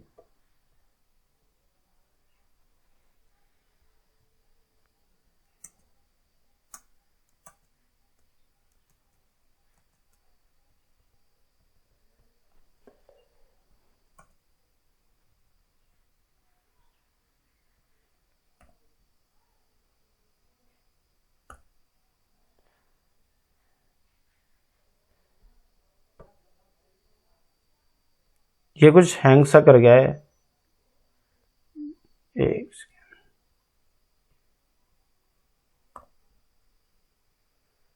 तो ज़्यादा नॉलेज भी नहीं है इसी सब चीज़ों के बारे में। बस ओके ओके ओके, हो गया ठीक। ये रहा, इधर मैंने पीडीएफ बना के इसको फॉर्म में किया था। हाँ ये रहा, ये ठीक हो गया है। चलिए कोई नहीं, एक बार आपकी कुछ प्रॉब्लम हो गई थी, इसको मैंने अभी ठीक कर लिया है। चलिए कहाँ गया, ये रहा, इसमें क्या हुआ था। चलिए कोई बात नहीं, हो जाता है कभी कभार एरर, उसमें इतना सोचने वाली बात नहीं है। अभी हम राज्यसभा पढ़ रहे थे, हम राज्यसभा पे सीधे पहुंच रहे हैं। अभी हम सीधे किस पे पहुंचेंगे, अभी हम सीधे राज्यसभा पर पहुंचेंगे। बहुत महत्वपूर्ण क्लास है आप सब बच्चों के लिए। मुझे पता है कि पढ़ने में थोड़ा सा आपको अजीब लग रहा होगा, मन नहीं लग रहा होगा, लेकिन अभी अगर आप मेहनत से पढ़ोगे तो ही आपका कुछ बात बन पाएगी। जिस हिसाब से आपका कॉम्पिटिशन लेवल है, उस हिसाब से आपका, अगर आप मेहनत से पढ़ते हो तो ही आपकी कुछ बात अभी बन पाएगी। चलिए राज्यसभा स्टार्ट करते हैं। राज्यसभा को, राज्यसभा भारतीय लोकतंत्र की ऊपरी प्रतिनिधि सभा है। लोकसभा निचली प्रतिनिधि सभा है। ठीक है, मैंने आपको पहले बताया कि ये ऊपरी प्रतिनिधि सभा है, लोकसभा निचली प्रतिनिधि सभा है। राज्यसभा में टोटल जो है 245 सदस्य होते हैं। कितने, 245। टोटल की बात करेगा अगर आप, तो आपको पता है, बता चुका हूं। लेकिन इसमें 12 सदस्य जो हैं भारत के राष्ट्रपति के द्वारा नामांकित होते हैं। 245 में 12 सदस्य आपके क्या हैं, इसमें भारत के द्वारा जो है राष्ट्रपति के द्वारा नामांकित होते हैं। इन्हें नामित सदस्य कहा जाता है। अन्य जो हैं सदस्यों का चुनाव राज्यसभा के 6 साल के लिए चुने जाते हैं, और जो है इसमें 1/3 सदस्य हर 2 साल में सेवानिवृत्त होते हैं। अब ये देखना, ये पॉइंट थोड़ा महत्वपूर्ण है। ये पॉइंट क्या है, थोड़ा महत्वपूर्ण है, इसको देखिएगा। ये कह रहा है किसी भी संघीय शासन में संघीय विधायिका का ऊपरी भाग संवैधानिक बाध्यता के चलते राज्य हितों की संघीय स्तर पर रक्षा करने वाला बनाया जाता है। ठीक है, इसी सिद्धांत के चलते राज्यसभा का गठन हुआ। मेन इस पॉइंट को समझाने का मतलब यह था कि राज्यसभा का गठन कब हुआ, क्यों हुआ, कैसे हुआ। तो देखो, संघीय शासन में संघीय विधायिका का ऊपरी भाग क्या होता है, संवैधानिक बाध्यता के चलते ये राज्य हितों के लिए राज्यसभा का गठन किया गया। इसी कारण राज्यसभा को सदनों की समानता के रूप में देखा जाता है, जिसका गठन संसद की द्वितीय सदन के रूप में हुआ। जिसका गठन क्या हुआ, संसद की द्वितीय सदन के रूप में हुआ। राज्यसभा का गठन एक पुनरीक्षण सदन के रूप में हुआ है, जो लोकसभा द्वारा पास किए गए प्रस्तावों की पुनरीक्षा करेगा। यदि अभी मैं इसको शॉर्ट भाषा में समझा दूंगा। यदि मंत्रिपरिषद में विशेषज्ञों की कमी भी पूरी कर सकती है, क्योंकि कम से कम 12 विशेषज्ञ तो इस में मनोनीत होते हैं, जो कि 12 आपके चुने जाते हैं। आपातकाल लगाने वाले सभी प्रस्ताव जो राष्ट्रपति के सामने जाते हैं, राज्यसभा द्वारा सभी पास होने चाहिए। जुलाई 2018 से राज्यसभा सांसद सदन, अभी आपको बताया था ना 22 भाषाओं के बारे में, 22 भारतीय भाषाओं में भाषण कर सकते हैं, क्योंकि ऊपरी सदन में सभी 22 भारतीय भाषाओं का एक साथ व्याख्या की सुविधा है। अब देखो, इसको मैं शॉर्ट भाषा में समझा देता हूं। राष्ट्रों के यानी राज्य जो होते हैं, राज्यों के हित के लिए राज्यसभा का गठन किया गया। लोकसभा से बड़ी होती है राज्यसभा, ठीक है। अगर कोई भी बिल लोकसभा से पारित हुआ है तो लोकसभा से बाद वो आपका राज्यसभा में आएगा, वहां से राज्यसभा में जब हस्ताक्षर उसको किए जाएंगे तभी वो बिल होगा, नहीं तो नहीं बनेगा। क्या कह रहा है यहां पे, देखो यहां पे क्या कह रहा है, यहां पे आपको बताया था आपातकाल लगने वाले सभी प्रस्ताव जो राष्ट्रपति के सामने आते हैं राज्यसभा द्वारा पास होने चाहिए, ठीक है। जुलाई 2018 से राज्यसभा जो है, राज्यसभा सांसद सदन में 22 भारतीय भाषाओं को बोलने की अनुमति है कि आप 22 भारतीय भाषाओं से बोल सकते हैं। कब से ये, लेकिन जुलाई 2018 से, ठीक है। इसको भी याद रखना, 1 जुलाई 2018 से, ठीक है। मैन राज्यसभा का जो कार्य जो लोकसभा आपके बिल देखे करेगा, उन बिलों को आप सभी बता दूं, उन बिलों को वो सभी जांच करेगा और उन पे हस्ताक्षर करेगा, ठीक है। अगला है, भारत में राष्ट्रपति के बाद उपराष्ट्रपति का पद कार्यकारिणी में दूसरा सबसे बड़ा पद होता है। भारत का उपराष्ट्रपति राज्यसभा के अध्यक्ष के तौर पर विधायी कार्यों में भी हिस्सा लेता है। भारत का प्रथम नागरिक जो माना जाता है आपके राष्ट्रपति जी को ही माना जाता है, लेकिन भारत में राष्ट्रपति के बाद जो उपराष्ट्रपति का पद होता है वो कार्यकारिणी में, किसमें, कार्यकारिणी में दूसरा सबसे बड़ा पद होता है। भारत का जो उपराष्ट्रपति होगा वो राज्यसभा के जो अध्यक्ष होते हैं उनके तौर पर विधायी कार्यों में भी हिस्सा लेता है, ठीक है। क्या लेता है, विधायी कार्यों में भी हिस्सा लेता है। भारत के वर्तमान उपराष्ट्रपति श्री वेंकैया नायडू जो 5 अगस्त 2017 को चुने गए थे। कब, 5 अगस्त 2017 को चुने गए थे। हालांकि इसमें भी कुछ बच्चे गड़बड़ कर देते हैं, इनका चुनाव भी कब हुआ था ये पूछा जा सकता है। चलिए, राज्यसभा का, अच्छा राष्ट्रपति कौन है और ये कब चुने गए थे, इसका कमेंट में मुझे बताना। राज्यसभा का पहला सत्र 13 मई 1952 को हुआ था। पहला सत्र कब हुआ था राज्यसभा का, ये 13 मई 1952 को हुआ था, इसको याद रखना। संविधान सभा जिसकी पहली बैठक 9 दिसंबर 1946 को हुई, जिसमें 1950 तक केंद्रीय विधानमंडल के रूप में कार्य किया गया, फिर इसे अनंतिम संसद के रूप में परिवर्तित कर दिया गया और उसके बाद इस अवधि के दौरान केंद्रीय विधानमंडल जिसे संविधान सभा, विधायी और आगे चलकर अनंतिम संसद कहा गया, 1952 में पहले चुनाव कराए जाने तक एक सदनी रहा। अब क्या है, द्विसदनीय है। तो यहां पे इसका बताने का पॉइंट ये है, इसको समझाने का पॉइंट ये है कि जब आपका 9 दिसंबर 1944 को क्या हुई, बैठक हुई। कब हुई, एग्जाम में पूछा जा सकता है संविधान सभा की पहली बैठक कब हुई, तो संविधान सभा की पहली बैठक 9 दिसंबर 1946 को हुई थी, जिसमें 1950 तक केंद्रीय विधानमंडल के रूप में कार्य किया गया। कब क्या किया गया, केंद्रीय विधानमंडल के रूप में कार्य किया गया। फिर इसे अनंतिम संसद के रूप में परिवर्तित कर दिया गया, किसे, अनंतिम संसद यानी अंतिम संसद के रूप में परिवर्तित कर दिया गया। फिर उसके बाद इस अवधि के दौरान केंद्रीय विधानमंडल जिसे संविधान सभा, विधायी और आगे चलकर अंतिम संसद कहा गया। 1952 में पहले चुनाव कराए गए। चुनाव कराए जाने तक ये क्या रहा, 1952 में पहले चुनाव तो कराए गए और 1952 में पहले चुनाव कराए जाने तक ये एक सदनी रहा था। क्या रहा था, 1952 तक एक सदनी रहा था, ठीक है। अब यहां पे समझना, संविधान के अनुच्छेद 80 में राज्यसभा के सदनों की संख्या, राज्यसभा के सदनों की अधिकतम संख्या 250 निर्धारित की गई, 250, जिसमें 12 सदस्य क्या हैं, राष्ट्रपति द्वारा नाम निर्देशित किए जाते हैं, यानी 12 सदस्य राष्ट्रपति उन्हें चुनता है, राष्ट्रपति का उन्हें नाम जो है निर्देशित करता है, और 238 सदस्य राज्यों के और संघ राज्यों के प्रतिनिधित्व होते हैं। तथापि राज्यसभा के सदस्यों की वर्तमान संख्या 245 है, ठीक है। अब यहां पे पूछा जा सकता है राज्यसभा के सदस्यों की वर्तमान संख्या कितनी है बेटा, तो 245 है, इसको नोट कर लेना, बहुत ज्यादा महत्वपूर्ण है। राज्यसभा की विशेष शक्तियों के बारे में पढ़ते हैं। आप इतना तो पढ़ लिया, अब राज्यसभा की विशेष शक्तियों के बारे में नहीं पढ़ोगे। राज्यसभा की विशेष शक्तियां, एक परिसंघीय सदन होने के नाते राज्यसभा को संविधान के अधीन कुछ विशेष शक्तियां प्राप्त हैं। एक परिसंघीय सदन जो है होने के नाते राज्यसभा को संविधान के अधीन कुछ विशेष शक्तियां प्राप्त हैं। राज्यसभा के पास 3 विशेष शक्तियां हैं। कितनी? 3 विशेष प्रकार की शक्तियां हैं। पहली विशेष शक्ति कौन है कि अनुच्छेद 249 के अंतर्गत, ये नोट कर लेना, राज्य सूची के विषय पर 1 वर्ष का बिल बनाने का हक है। ये नोट कर लो। अनुच्छेद किसके अकॉर्डिंग? अनुच्छेद 249 के अकॉर्डिंग आपके राज्य सूची के विषय पर 1 वर्ष का बिल लगाने का हक है। दूसरी विशेष शक्ति अनुच्छेद 312 के अंतर्गत नवीन अखिल भारतीय सेवा का गठन 2/3 बहुमत से करना, ये इसकी दूसरी विशेष शक्ति। और तीसरी विशेष शक्ति जो है आपकी, ये भी देख लो, ये है कि अनुच्छेद 67 में, अनुच्छेद 67B में, ठीक है, अनुच्छेद 67B में उपराष्ट्रपति को हटाने वाला प्रस्ताव राज्यसभा में ही लाया जा सकेगा।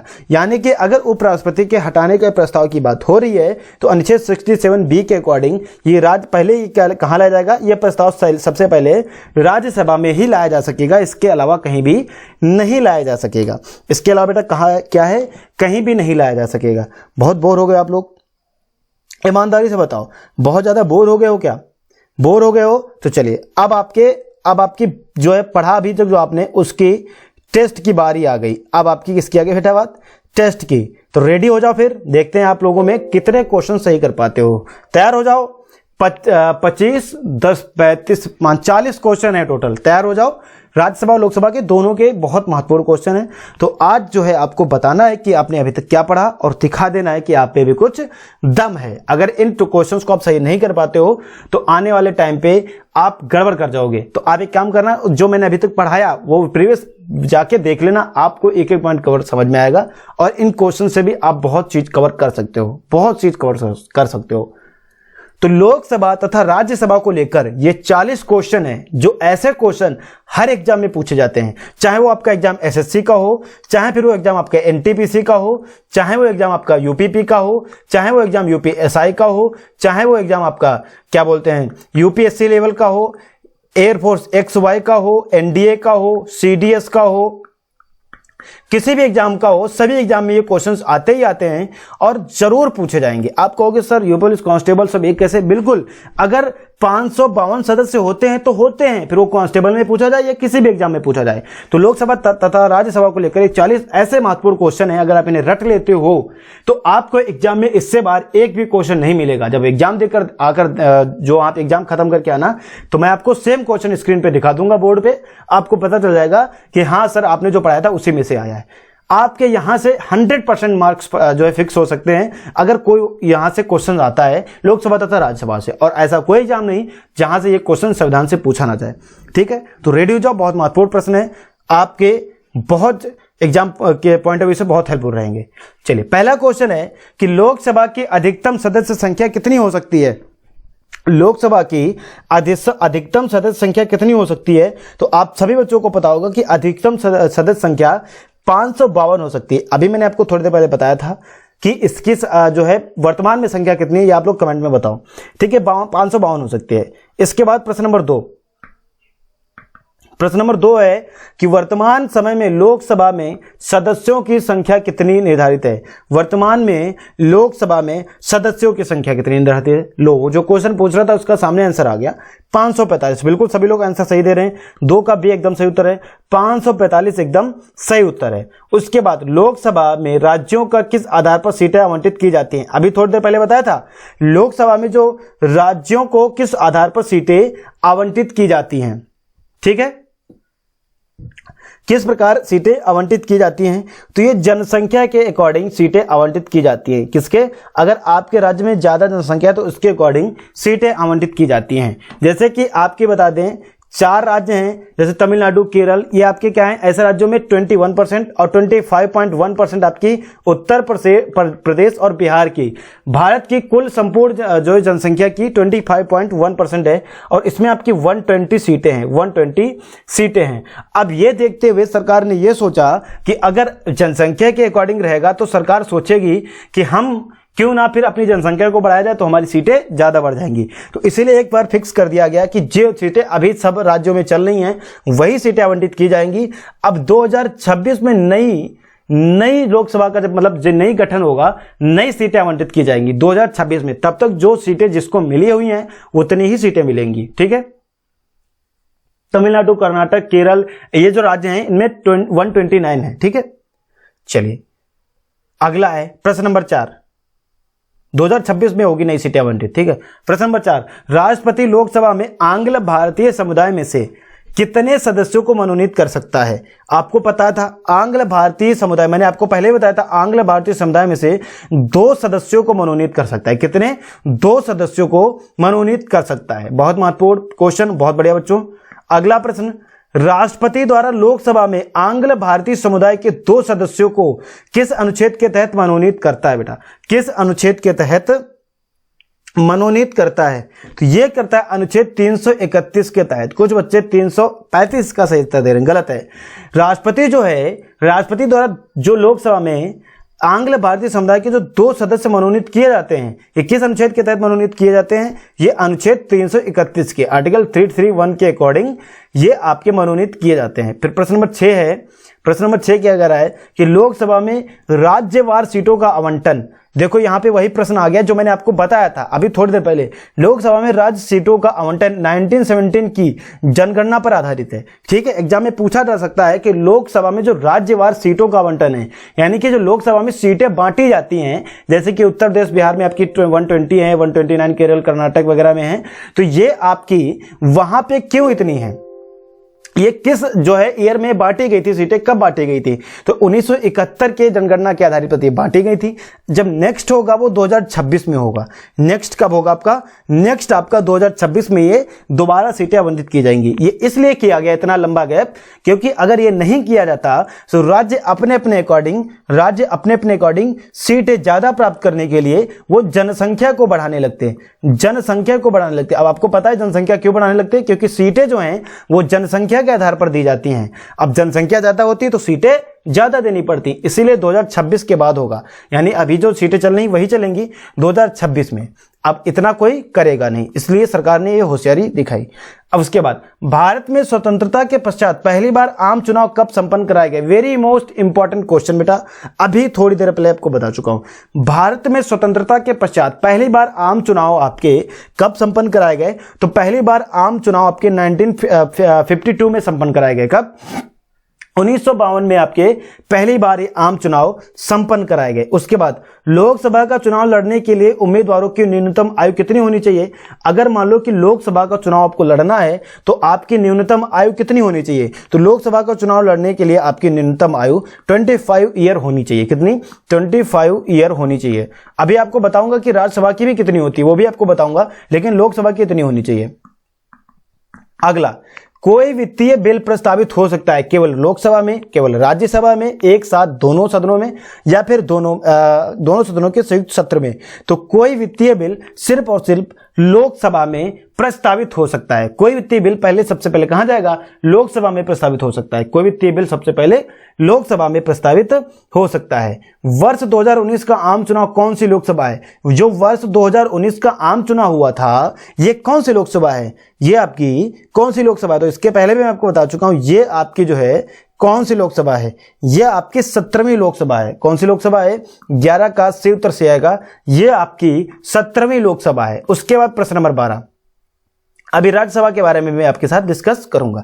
प्रश्न नंबर 12 है, यह कह रहा है कि भारतीय संविधान के अनुसार धन संबंधी विधेयक सर्वप्रथम कहां प्रस्तुत किया जाता है? भारतीय संविधान के अनुसार धन संबंधी विधेयक सर्वप्रथम कहां प्रस्तुत किया जाता है? तो भारतीय संविधान के अनुसार धन संबंधी विधेयक सर्वप्रथम लोकसभा में प्रस्तुत किया जाएगा। सर्वप्रथम लोकसभा, राज्यसभा, फिर राष्ट्रपति। तो सबसे पहले कहां जाएगा? लोकसभा में जाएगा।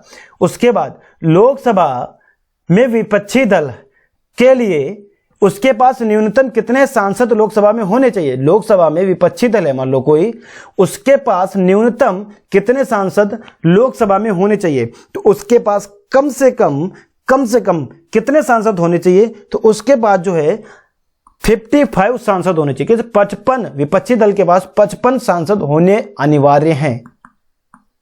उसके बाद लोकसभा का सत्र एक वर्ष में न्यूनतम कितनी बार बुलाया जाता है? तो लोकसभा का सत्र एक वर्ष में न्यूनतम आपको 2 बार बुलाया जाता है। हाफ में, ठीक है, 2 बार। कितनी बार? 2 बार बुलाया जाता है। इसको भी आप जरूर याद रखना। उसके बाद प्रश्न नंबर 15, ये क्या कह रहा है कि लोकसभा की बैठक की अंतिम तिथि तथा दूसरी बैठक की प्रथम तिथि के बीच कितने समय से अधिक का अंतराल नहीं होना चाहिए, मतलब इससे ज्यादा अंतराल बिल्कुल नहीं होना चाहिए। तो ये है आपकी 6 माह की। तो मैंने आपको क्या बताया, एक साल में 2 बार बुलाया जाता है, 6 महीने में एक बार बुलाया जाता है, 6 माह से अधिक अंतराल नहीं होना चाहिए। उसके बाद उसके बाद है आपका राष्ट्रपति लोकसभा को कार्यकाल पूरा करने की पूर्व किसकी सलाह पर भंग कर सकता है। मान लो कि राष्ट्रपति है, लोकसभा को कार्यकाल पूरा करने के पहले ही किसकी सलाह पर भंग कर सकता है। राष्ट्रपति चाहे तो लोकसभा को भंग कर सकता है, लेकिन कि जो है इसका कार्यकाल पूरा होने से पहले ही, लेकिन किसकी सलाह पर यह भंग कर सकता है, तो यह आपका भंग कर सकता है प्रधानमंत्री की सलाह पर। अगर राष्ट्रपति चाहे तो प्रधानमंत्री की सलाह पर लोकसभा के कार्यकाल को पूरा होने से पहले ही भंग कर सकता है, किसके, ये प्रधानमंत्री की सलाह पर। उसके बाद शून्यकाल काल क्या है। शून्यकाल जो है लोकसभा से रिलेटेड एक बहुत महत्वपूर्ण पॉइंट है, ये है क्या, तो शून्यकाल जो है आपका जब सदन में अति महत्वपूर्ण मामलों पर विचार होता है तब क्या होता है, वो शून्यकाल होता है। जब सबसे ज्यादा महत्वपूर्ण मामलों पर विचार किया जाता है, विचार होता है, तब वहां पे क्या होता है, शून्यकाल का नाम दिया जाता है। वहां पे क्या देता है, शून्यकाल, यानी एकदम शांत, वहां पे कोई बहस नहीं कर सकता, कोई चिल्ला नहीं सकता, कोई भी प्रशासन व्यवस्था को बिगाड़ नहीं सकता, मतलब व्यवस्था एकदम सही रहनी चाहिए। शून्यकाल एकदम बहुत ही महत्वपूर्ण मामलों पर जब विचार होता है, ठीक है। यहाँ पे कुछ बच्चे सोच रहे होंगे कि अगर शून्यकाल की बात है, जिन्हें नहीं पता होगा, जब सदन में विपक्ष के प्रस्तावों का विचार होता है, ये तो बिल्कुल नहीं हो सकता कि विपक्ष का प्रस्ताव का विचार होगा, तो वहां पे क्या हो सकता है, बहुत बहसबाजी होगी। आराम का समय तो बिल्कुल नहीं, और लोकसभा में जब भोजन किया जाता है बिल्कुल नहीं, इम्पॉसिबल, ठीक है। तो मतलब कुछ बच्चे दे सकते थे ए या डी वाला ऑप्शन, लेकिन याद रखो उसका सही उत्तर नहीं होगा। सही उत्तर क्या होगा, जब बहुत अति महत्वपूर्ण विचारों को मामलों पर विचार होता है। अगला प्रश्न है कि संसद के दोनों सदनों की संयुक्त बैठक को भेजा गया विधेयक का देखो यहां पे कहा जा रहा है कि संसद की दोनों सदनों की संयुक्त बैठक, किसकी, संसद की दोनों सदनों की संयुक्त बैठक को भेजा गया विधेयक का पारित होना होता है, विधेयक का पारित होना होता है। तो 18 के अकॉर्डिंग बे उत्तर से होगा उपस्थिति सदस्यों के साधारण बहुमत से। किसकी, उपस्थित, जितने भी सदस्य उपस्थित हैं उनके साधारण बहुमत से। उसके बाद लोकसभा में प्रश्न नंबर 19 क्या कह रहा है, ये कह रहा है लोकसभा में मंत्रिपरिषद के विरुद्ध अविश्वास का प्रस्ताव लाने हेतु न्यूनतम सदस्य संख्या कितनी होनी चाहिए। लोकसभा में मंत्रिपरिषद के विरुद्ध अविश्वास का प्रस्ताव लाने हेतु न्यूनतम सदस्य संख्या कितनी होनी चाहिए। तो प्रश्न नंबर 19 के अकॉर्डिंग 50 होनी चाहिए। अविश्वास का प्रस्ताव लाने के लिए न्यूनतम संख्या 50 होनी चाहिए। उसके बाद अब ये देखिए क्वेश्चन नंबर थोड़ा महत्वपूर्ण है, प्रश्न नंबर 20 यह कह रहा है कि लोकसभा का कोई सदस्य सदन का सदस्य बने रहने से निरहित नहीं हो जाता यदि वह सदस्य, अब यहां पे देखना, यहां पे क्या है क्वेश्चन, ये लोकसभा का कोई सदस्य सदन का सदस्य बने रहने से निरहित नहीं हो जाता यदि वह सदस्य जिस राजनीतिक दल से सदन में निर्वाचित हुआ था या हुई थी उससे निष्कासित कर दिया गया या दी गई हो। ठीक है, यहां पे इस क्वेश्चन को समझने की कोशिश करना। यदि राजनीतिक दल से सदन में निर्वाचित हुआ था या हुई थी इस और उससे निष्कासित कर दिया गया या दी गई हो, ठीक है, लोकसभा का कोई सदस्य का सदन का सदस्य बने रहने से निरहित नहीं हो जाता यदि वह सदस्य जिस राजनीतिक दल से सदन में निर्वाचित हुआ था या हुई थी उससे निष्कासित कर दिया गया हो या कर दी गई हो। उसके बाद लोकसभा का नेता कौन होता है, लोकसभा में नेता कौन होता है, तो इसका प्रश्न में देखिए, इसका उत्तर हो जाएगा लोकसभा अध्यक्ष। कौन होता है, लोकसभा अध्यक्ष। उस समय सिर्फ वही और बाकी अपने अपने घर के। चलिए प्रश्न नंबर 22 ये कह रहा है, प्रश्न नंबर 22 कह रहा है कि लोकसभा के किसी सदस्य की सदस्यता कितने दिनों तक लगातार अनुपस्थित रहने पर समाप्त हो जाती है। तो ये है आपका 2 महीने तक। लोकसभा के किसी सदस्य की सदस्यता यदि 2 महीनों तक लगातार अनुपस्थित रहेगा तो उसकी सदस्यता ऑटोमेटिकली ये क्या हो जाएगी बेटा, ये समाप्त हो जाएगी। 22 का भी बहुत महत्वपूर्ण याद रखना। उसके बाद आपका है प्रश्न नंबर 23। उसके बाद प्रश्न नंबर 23 लोकसभा में गण पूर्ति कोरम पूरा करने के लिए कम से कम कितने सदस्यों की जरूरत होती है। तो कम से कम आपके कुल सदस्यों की संख्या 1/10 भाग होता है, एक जो है 10वां हिस्सा। ठीक है, याद रखिएगा, मैंने आपको इसके बारे में पहले भी बता दिया है। चलिए इसके बारे में आपका प्रश्न नंबर 24, ये आपातकाल के दौरान संसद लोकसभा का कार्यकाल एक बार में कितने समय के लिए बढ़ा सकती है। यहाँ लो कि आपातकाल का दौरान कार्य चल रहा है तो संसद लोकसभा का कार्यकाल एक बार में कितने समय के लिए बढ़ा सकती है। तो जैसे कि मैंने आपको पहले बताया था, आपको पता था संसद कानूनन 1 वर्ष के लिए बढ़ा सकती है। कितने वर्ष के लिए? 1 वर्ष के लिए बढ़ा सकती है, लेकिन आपातकाल की जो है खत्म होने की स्थिति में उसको 6 माह से अधिक नहीं रखा जा सकता। 6 माह तक ही रखा जा सकता है अगर आपातकाल वो खत्म होने की स्थिति में है। ठीक है, अगर आपातकाल है लगा है तो 1 वर्ष तक, इससे ज्यादा नहीं, और अगर आपातकाल की खत्म होने की स्थिति है तो वो 6 माह तक। उसके बाद लोकसभा, प्रश्न नंबर आपके सामने प्रश्न नंबर 25, लोकसभा का सामान्यतः कार्यकाल कितने वर्ष का होता है। तो लोकसभा का सामान्यतः कार्यकाल जो है आपका, आप सभी को बताना है कितने वर्ष के लिए होता है। ठीक है, तो ये आपका 5 वर्ष के लिए होता है, 5 वर्ष के लिए। उसके बाद अगला प्रश्न है आप सभी के सामने। अब आपके सामने आता है बेटा राज्यसभा के बारे में। किसके बारे में? हम आ जाते हैं राज्यसभा के बारे में। राज्यसभा, अभी लोकसभा पढ़ लिया कंप्लीट, अब राज्यसभा। भारतीय संसद के उच्च सदन अपर हाउस को किस नाम से जाना जाता है। तो इसे जाना जाता है राज्यसभा के नाम से। मैंने आपको पहले बताया था लोकसभा और राज्यसभा, लोकसभा निचला सदन है और राज्यसभा उचला सदन है, यानी कि ऊपरी सदन है। उच्च सदन के रूप में आपका राज्यसभा को जाना जाता है। उसके बाद राज्यसभा में सीटों की अधिकतम संख्या कितनी होती है। राज्यसभा में सीटों की अधिकतम संख्या आपकी 200-250 होती है। कितनी? 250 होती है। ठीक है, जिसमें 12 सदस्य जो है, 12 सदस्य राष्ट्रपति चुन सकता है। याद रखिएगा 12 सदस्य क्या है, राष्ट्रपति अपनी इच्छा अनुसार चुन सकता है। चलिए, जिन्हें नामित सदस्य कहा जाता है, क्या कहा जाता है? नामित सदस्य। उसके बाद राज्यसभा के लिए राष्ट्रपति द्वारा कितने सदस्यों को मनोनीत किया जाता है। ओहो, वही क्वेश्चन आ गया। चलिए, तो ये है आपका 12, कितने? 12, मैंने अभी आपको बताया था ना, 12 सदस्य मनोनीत किया जा सकता है 12 सदस्यों को।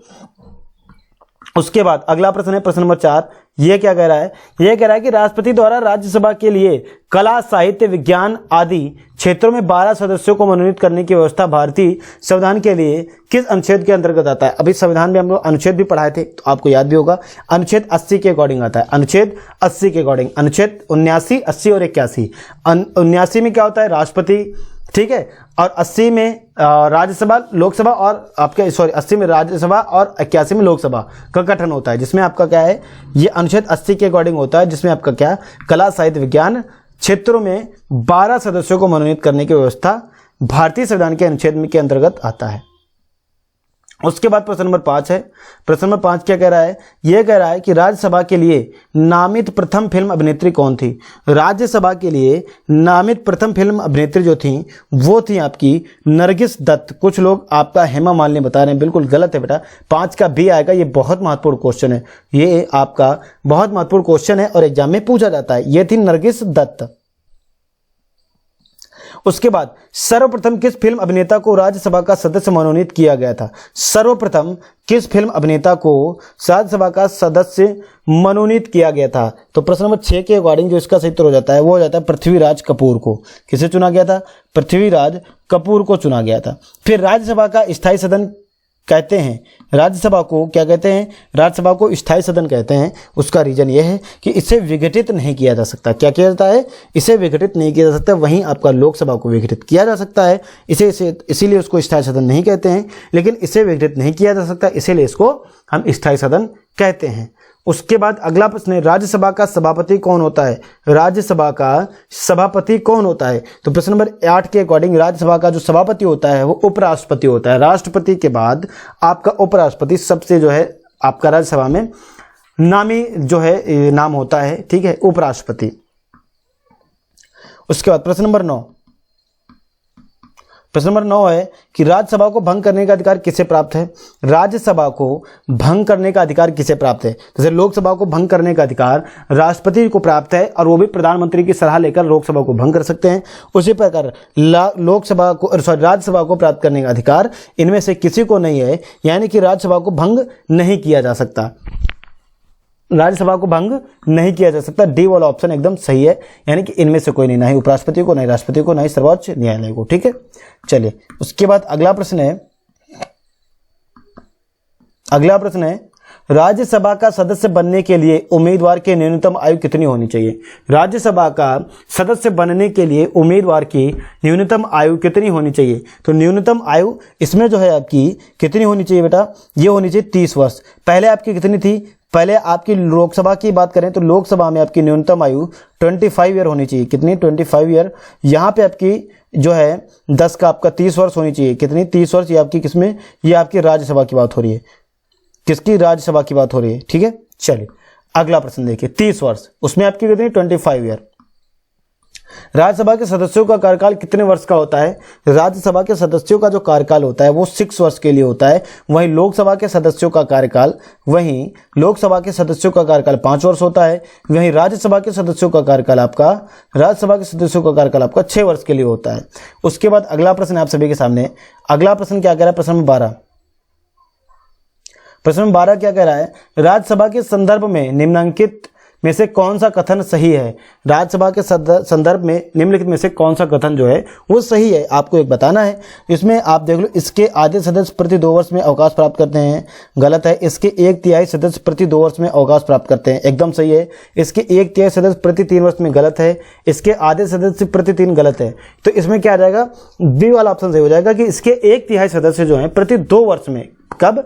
प्रति 2 वर्ष में जो है अवकाश प्राप्त करते हैं। इसके बारे में मैंने आपको बता चुका हूं कि प्रति 2 वर्ष में सेवानिवृत्ति होते हैं। उसके बाद अगला प्रश्न है, निम्नलिखित में से कौन सदन का सदस्य हुए बिना इसके अध्यक्ष के रूप में कार्य कर सकता है? निम्नलिखित में से कौन सदन का सदस्य हुए बिना, यानी कि सदन का वो सदस्य नहीं है लेकिन इसके अध्यक्ष के रूप में कार्य कर सकता है, वो कौन है? तो वो भारत का उपराष्ट्रपति। वो क्या है? सदन का सदस्य नहीं है, कोई बात नहीं ना हो, लेकिन उसके अध्यक्ष के रूप में कार्य कर सकता है, वो भारत का उपराष्ट्रपति। अगर मान लो उसका अध्यक्ष नहीं है उस समय भारत का उपराष्ट्रपति कार्य कर सकता है। फिर राज्यसभा विघटित हो जाती है। तो राज्यसभा जब है आपकी विघटित कब होती है? तो राज्यसभा जो है, मैंने आपको इसके पहले भी बताया था कि राज्यसभा को विघटित नहीं किया जा सकता, भंग नहीं किया जा सकता, यानी कि डी ऑप्शन सी होगा। प्रश्न नंबर 14 का क्या आएगा? डी उत्तर सी हो जाएगा। इसे भंग नहीं किया जा सकता, विघटित नहीं किया जा सकता, इसीलिए इसे विघटित नहीं किया जा सकता, इसीलिए इसे स्थायी सदन कहा जाता है। इसीलिए इसे स्थायी सदन कहा जाता है, क्योंकि इसे विघटित नहीं किया जा सकता। ठीक है बेटा, चलिए अगला प्रश्न है आपके सामने, प्रश्न नंबर 15। प्रश्न नंबर 15 क्या कह रहा है कि राज्यसभा द्वारा, प्रश्न नंबर 15 क्या कह रहा है कि राज्यसभा द्वारा लोकसभा को धन विधेयक कितने समय में लौटा दिए जाना चाहिए? प्रश्न नंबर 15। तो राज्यसभा द्वारा लोकसभा को, यानी कि राज्यसभा जो है उसके द्वारा लोकसभा को धन विधेयक जो है वो कितने समय में लौटा दिए देना चाहिए? तो आपको मैंने बताया था कि 14 दिनों में। कितने? 14 दिनों में। मैंने आपको पहले भी बता रखा है कि कोई भी 1/10 अगर सदस्यों ने, अगर आपातकाल के खिलाफ, किसके? आपातकाल के खिलाफ मतलब जो है बोला है कि ये आपातकाल हटना चाहिए, तो उसके 14 दिन बाद ही एक बैठक बुलाई जाएगी। 14 दिन बाद एक सत्र बुलाया जाएगा। 14 दिन बाद एक सत्र बुलाया जाएगा। उसी सत्र के अकॉर्डिंग फैसला किया जाएगा। तो 14 दिन मिनिमम ही ये नोटिस मतलब रहता है। 14 दिन बाद एक सत्र बुलाया जाएगा। 14 दिन में अगर कंडीशन सही नहीं होती है तो 14 दिन बाद इसको बुला के इसका फैसला लिया जाएगा। तो आपसे यहाँ पे पूछा जा रहा है, यहाँ पे वही क्वेश्चन पूछ रहे हैं कि राज्यसभा द्वारा लोकसभा को धन विधेयक कितने समय में लौटा देता है? तो ये आपका 14 दिन मिनिमम समय, 14 दिन से ज्यादा नहीं होता है। 14 दिन से अगर ज्यादा हो जाता है तो उसके लिए एक बैठक बुलाई जाती है, एक सत्र बुलाया जाता है, उसमें फिर चर्चा होती है इस बारे में। ठीक है, कि आपातकाल को हटाया जाए या नहीं हटाया जाए। चलिए बेटा, तो आपका क्या था? ये थे आपकी लोकसभा और राज्यसभा से रिलेटेड बहुत महत्वपूर्ण प्रश्न थे। ये क्या थे? बहुत महत्वपूर्ण क्वेश्चन तो थे ही थे, लेकिन जो मैंने आपको शुरुआत में थ्योरी पढ़ाई वो भी बहुत महत्वपूर्ण थी। तो आप लोग इसको बिल्कुल हल्के मत लेना, बहुत ज़्यादा आपको यहाँ से हेल्प मिलेगी। बहुत अच्छे क्वेश्चन है, इससे बाहर एक भी प्रश्न आपका नहीं आएगा। टोटल 40 क्वेश्चन है। ठीक है, अगर आपको क्लास अच्छी लगी है, तो प्लीज़ आप लोग क्लास को लाइक कर दीजिएगा। क्लास आप सभी बच्चे क्या करेंगे? क्लास को आप सभी बच्चे लाइक कर देंगे, जिन बच्चों ने अभी तक क्लास को लाइक नहीं किया है। चैनल से अगर आप लोग वाकई में पहली बार जुड़े हो तो चैनल को आप लोग सब्सक्राइब कर लो। एटलीस्ट आपको #स्पेशल स्पेशल क्लासेस तो आपको मिल पाएंगी जो मैं आपके लिए स्पेशल क्लासेस लेके आता हूं सभी एग्जाम्स को लेकर, तो आप उन स्पेशल क्लासेस के जरिए जुड़ सकते हो। वीडियो को शेयर कर दीजिए आप जरूर एक बार, लेकिन हाँ सब्सक्राइब करने के बाद आप बेल आइकन जरूर दबा देना ताकि आपके पास जो नोटिफिकेशन आए तो आप उसका भी लाभ उठा पाओ, देख पाओ कि कोई वीडियो अभी अपलोड हुआ है रिसेंटली। ठीक है, संडे के लिए स्पेशल क्लासेज होती है। आप एक चीज और जाते जाते आप लोग बता देना कि आप लोगों ने 40 क्वेश्चन थे उनमें से आप लोगों ने कितने क्वेश्चन सही किए। दूसरी बात, आप किस किस एग्जाम की तैयारी कर रहे हो, आप किस एग्जाम की तैयारी कर रहे हो, आप लोग प्लीज ये कमेंट बॉक्स में कमेंट करके बता देना। उसी एग्जाम के पॉइंट ऑफ व्यू से मैं आपको स्पेशल वीडियोस कराया करूंगा जिनसे आपकी बहुत सारी चीजें कवर होती जाएंगी। ठीक है, किस किस एग्जाम की तैयारी कर रहे हो आप लोग प्लीज ये कमेंट बॉक्स में मुझे जरूर बता देना।